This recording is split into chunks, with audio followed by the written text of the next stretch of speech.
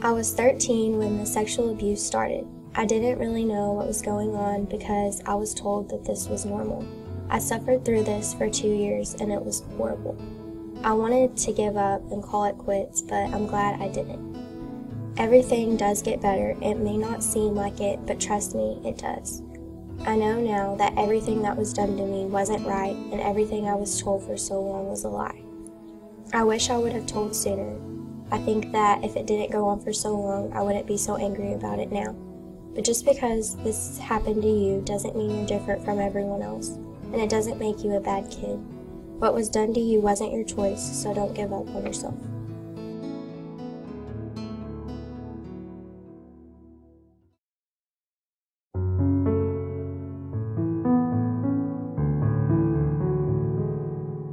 Everybody.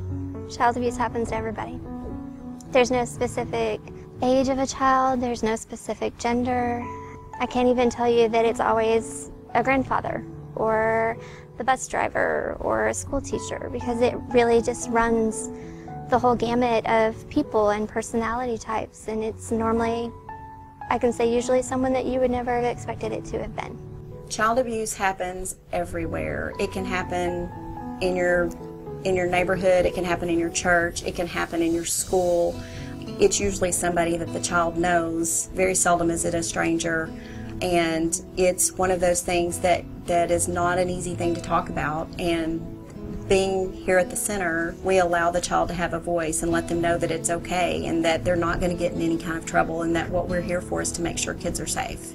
The center itself and the process that we use in investigating the physical and sexual abuse cases, we try to limit the trauma that the child goes through by having to repeat the story over and over.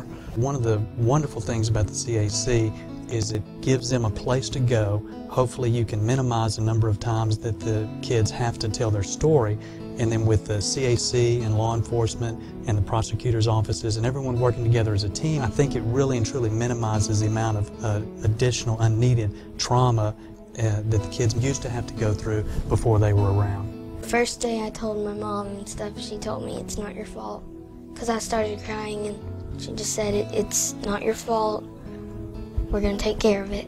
When I got here, they kind of went over what we'd be doing.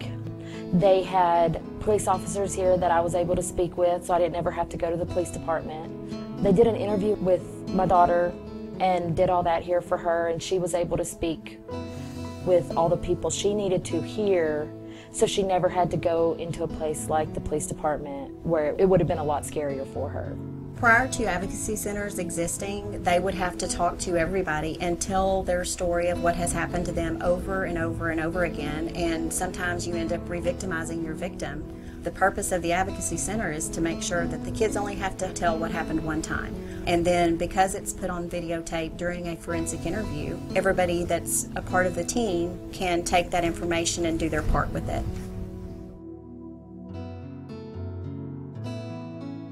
A forensic interviewer is a trained interviewer who has gone to many hours of training to get the specifics on the best way to talk to children. We do the interviews for law enforcement and CPS, and so instead of the children having to talk to people who sometimes come off as scary, we have trained people here that can talk to them and allow them to do things in their own time. It's my job to talk to them, just to get their story, to have them tell me in their words everything that may or may not have happened to them, so that the investigation can go from there. When you go through a forensic interview, it will be recorded, and so we'll wind up with a DVD or a disc showing what occurred during the interview. And so that gives us an opportunity to visit with whoever did the interview or visit with the folks at the CAC and find out about those sort of things. Talk about the way the child reacted or the way they dealt with the questioning or how they feel or what they think, that sort of thing.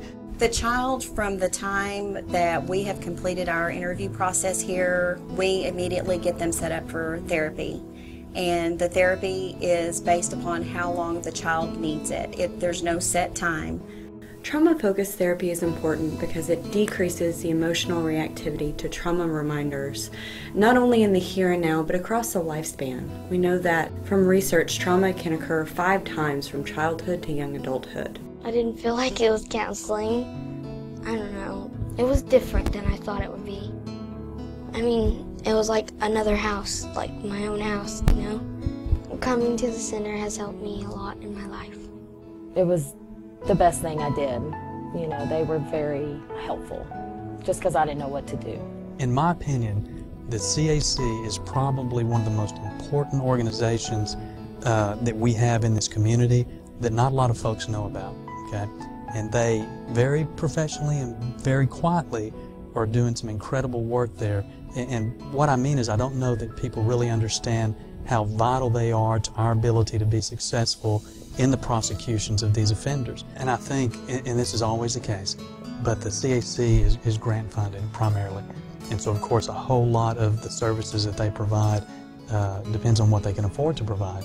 But I think probably the best, in my opinion, the best thing that can happen with the CAC would be to get people in the community more involved, to know who they are, what they do, and to contribute in whatever way they could.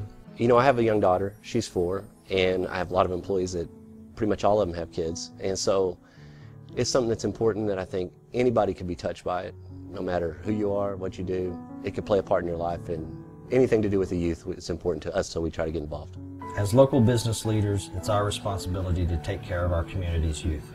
There's a lot of important causes in the community, but this is one where if it doesn't exist, there's nothing to replace it.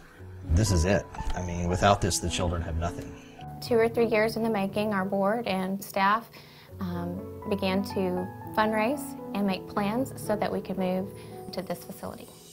As a community, you have to devote resources to organizations like the Hunt County Children's Advocacy Center, because their primary goal, their charge, is to deal with the child victims in our community. And we have to support that. If we don't support that, the city, the police department are going to have to provide those resources. And I think we're better off sharing them amongst the organizations here in Hunt County and hopefully providing a stronger response to our child victims. To me, as a parent, that's what I strive for daily, is to make the lives of my children better. And then as a police officer, I try to make the lives of all children within the community I serve a safer, healthier place to live. So I can't think of anything better to give to. The most rewarding part of this process for me is for the children to have a voice, to know that these families have the support that they do, and at the end of the day, they were heard. Well, for the 15+ years that the center has been operating, our mission hasn't changed much, but our need for more services has. And the space where we were at capacity. The building is located at 2604 Lee Street. We are a continued work in progress. We appreciate greatly the support that you've given us, and we need your continued financial support to be able to see the building to finish the renovation. We encourage you to make appointments and come by and visit us. It's a brand new day. The sun is shining. It's a brand new day. For the first time